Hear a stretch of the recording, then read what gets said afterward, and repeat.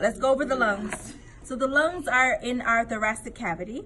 Every person, hopefully, has 2 lungs. But we have different structures. On the right side, we always have 3 lobes.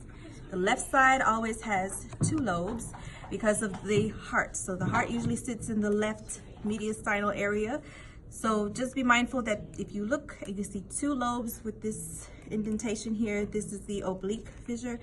This is the left side. If you see this side with the 2 indentations, this is the right lobe of the lung, okay?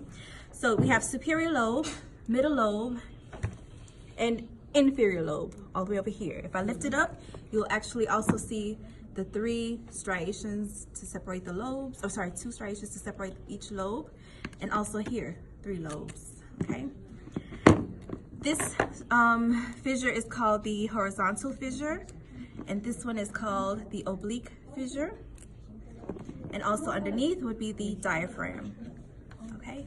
On the left side, you still have a superior lobe and inferior lobe, no middle, because there are only 2 lobes. And you also have the oblique fissure, okay? Inside this region would be your heart, okay? There's big enough space. This is called the mediastinum. If they ask you for this area, so they'll put a piece of paper, whether it be curved in this area, or they'll put a sticker inside and say, name this region or this area. This is the cardiac notch. All right, so just removing here, you still see that there are 2 lobes. This is the left lung with the oblique fissure. Same on this side, if they hold it upside down. So I'm just trying to give you every angle that they can put it on the test for your practical. So this is the horizontal fissure and oblique fissure, because you have the superior, middle, and inferior lobes. All right, so when we get in here, now we can see this side has like a cross section. This kind of like explains or shows the actual arteries and veins. So if you remember, the heart rests in here, and the only arteries and veins that are going to the lungs are pulmonary arteries. So that's going to be this blue. So remember, this is the only place that has the opposite color because of the concentration of the blood.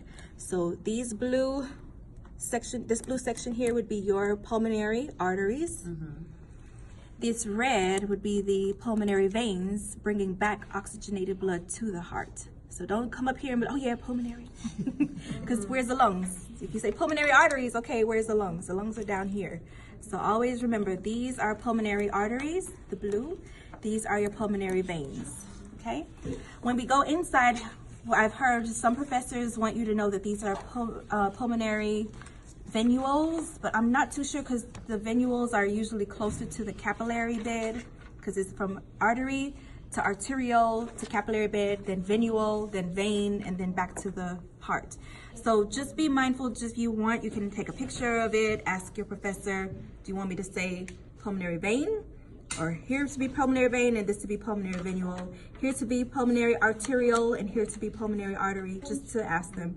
Also, I've heard people say, or professors want you to know that these are the alveoli or alveolar sacs, but they're really microscopic, so I'm not too sure. Just clarify with your professors. Inside this place where the heart is, behind the heart, excuse me, you see this area or this region here. This is the esophagus, which is coming down behind the trachea, comes down and brings food down to the stomach, which is below the diaphragm. This area, so we know that this is the aorta, the ascending aorta into the aortic arch, okay? So this is, okay, so let's take a pause and then we'll record, okay? Thank you.